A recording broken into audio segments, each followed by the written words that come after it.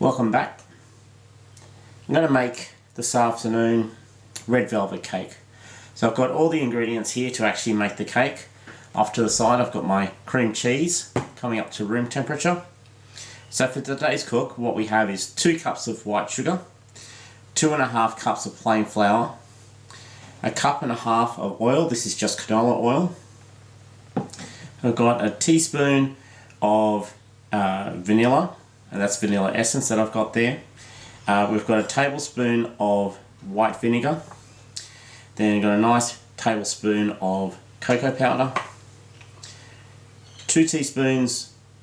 1 heaped teaspoon of baking soda. 1 cup of buttermilk and 2 eggs. And of course some food colouring to make it go red. And salt, because we need a pinch of salt to go into it as well. So what we'll do is there's going to be two steps in terms of how we're going to put this together. We're going to do the dry ingredients and then we're going to do the wet ingredients. Mix those in 2 separate bowls and then we're going to incorporate them together before we put them into the oven. So let's get cracking. So to do our wet ingredients, what we'll do first is crack our eggs. Didn't do that one that well. There you go. So we're going to crack our eggs into a bowl and we're going to whisk.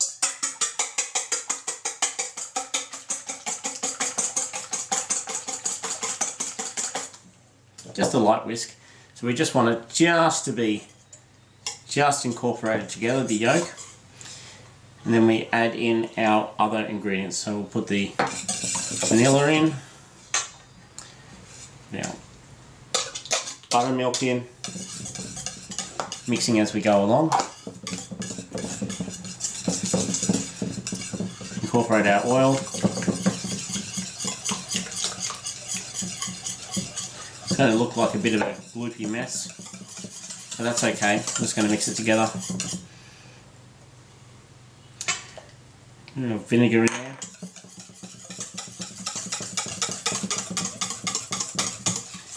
And this recipe calls for 60 ml of food colouring. So, see how we go. Might be a bit too much.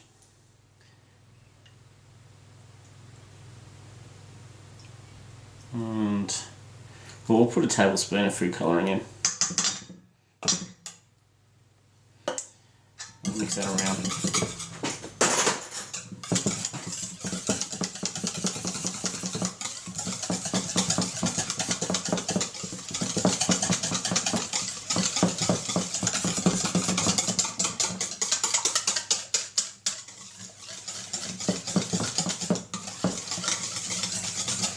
It's got a nice colour to it now.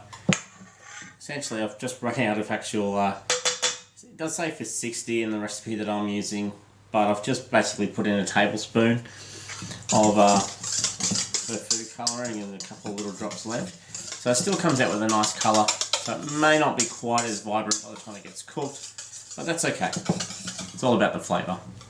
So the wet ingredients are done, so we're going to put this to the side and get cracking with the dry ingredients. So for our dry ingredients we're going to sift the flour into the bowl. So it's the 2.5 cups of plain flour. We'll add the baking soda to that and then we'll also add the cocoa powder just so that we can sift it so we don't get any lumps. Also helps incorporate it. And it goes. Because you usually get left with some lumps. Just push those through the sieve, just breaks them up so you don't get some clumps of flour or cocoa powder. We'll sift in the sugar, again just making sure that we get rid of any lumps that may have got in there from sitting in the container for so long.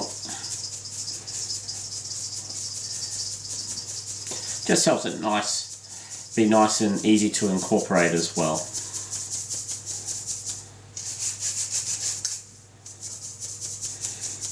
Just a couple of large grains that we won't use. Salt. Alright, we'll do our pinch of salt. Just give it another little pinch.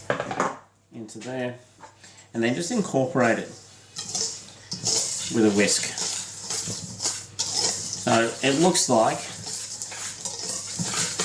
the type of mixture that you get out of a cake box or out of a packet cake. Okay. So that's all incorporated. The next step that we need to do is actually then take our wet mix, which I had off to the side here, and then we need to incorporate the wet mix. Now you can either do this on the actual mixer or you can do it by hand. I always like to do it by hand, so I'm just going to incorporate that and just work it in. It's this nice colour. Use the spatula just to get the last of the liquid out of the bowl.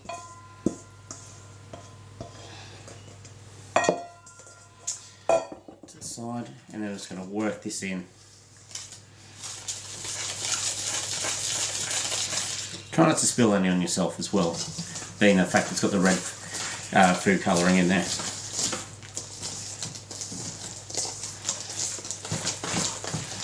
So it comes together quite easy, like that's already basically incorporated all the dry ingredients into the wet ingredients to make the batter.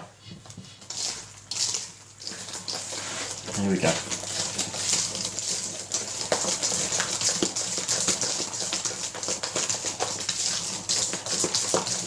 Just want to incorporate it in to a nice smooth batter. So you can do this with your electric mixer. I just like to do it by hand.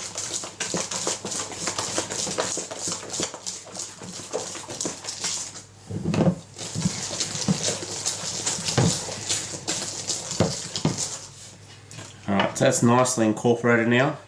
No lumps in there because we sifted it. So the next step is to then get it into the pans, which I'll just prepare off camera, which is basically they're two 20 odd centimetre or 22 centimetre round cake tins that I'll line with a bit of butter, so I'll grease it up, but I'll also put some greaseproof paper in the bottom of them, so it's just easy for them to come out when they've got to cool. Alright, so the next steps that you'll see is batter going into the cake tins, and then the cake tins are going to go in the oven. So we'll come back in a couple of minutes. The cakes are now cooked and I've taken them out and they're just actually in the tins, just cooling, just getting ready for me to actually put it on the cooling rack. While they were cool, we're going to do the cream cheese frosting. So I've got 250 grams of cream cheese here. I've got 2 cups of, it's 1 cup of butter. So it probably works to be about 150 grams of butter. And I've had this at room temperature, so it's just nice and pliable. I've got 6 cups of icing sugar ready to sift, and we've got some vanilla. But what we need to do now is cream the cream cheese, funny enough, and the butter together, and then add the vanilla, and then gradually add the icing sugar mixture to it. To do this, it's going to go in the Mixmaster. So I've got that waiting over in the background, so let's go ahead and we'll cream these together and then add the sugar to it. So let's go.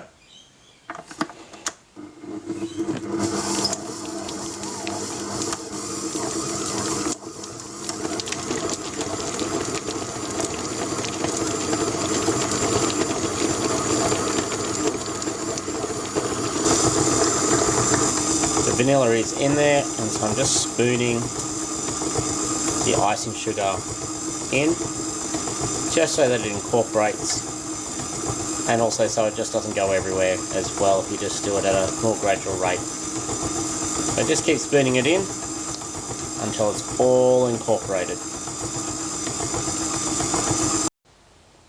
So it's now all incorporated. I've had a little taste test. It's quite yummy, very cheesy as it needs to be.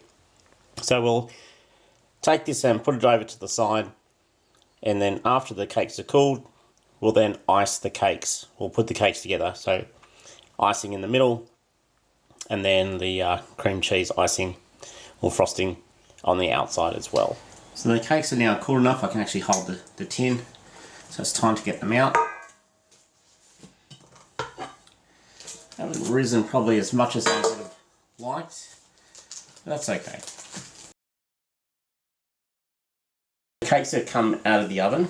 Now these are actually attempt number 2, because attempt number 1, they didn't really rise. Nice and dense, and taste pretty good, but they just didn't rise. So I went back and adjusted the recipe. I replaced the oil with butter, and I just changed the process of how I did it from what you see earlier in the video, and just separated the eggs and just whisked up the eggs and then folded the egg whites in to the mixture. And let's just say that when this comes out, that the height difference is considerable, and it also means that it's a little bit more aerated inside. So yeah, just a little disappointing that I had to go back and do it again, but I wasn't happy with it, hence why I went back. Now this one's stuck, I'll probably just have to loosen it up. But once these are cooled just a little bit more, we'll then go get the icing and then do the icing. So there'll be icing or frosting in the middle. That looks at least a bit higher. You can see the air pockets that have actually formed in there, which is good. So once these have cooled just a little bit more, we'll put the frosting on. So we'll put frosting in the middle and then frosting all over the top and around the sides, and we'll get it finished. Alright, so when we come back, the cake is now cooled completely, which is fantastic. So we get to put on some frosting. The first thing that we need to do is put the frosting in the middle, well on the top of the first one, and then we just use a palette knife or palette scraper to just smooth it out. So it's going to act, think of it like bricks and mortar. So get it nice and smooth, spread it out all the way to the edges. Once we've got it to the edges, on goes the top. So we get that lovely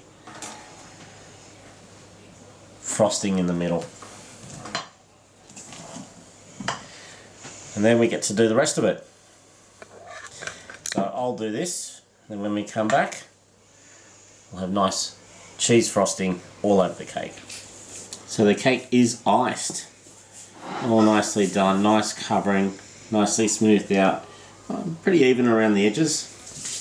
So that means it's time to cut it.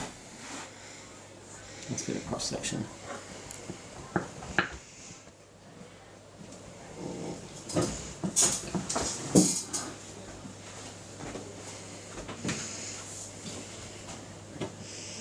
Very hungry camera operator.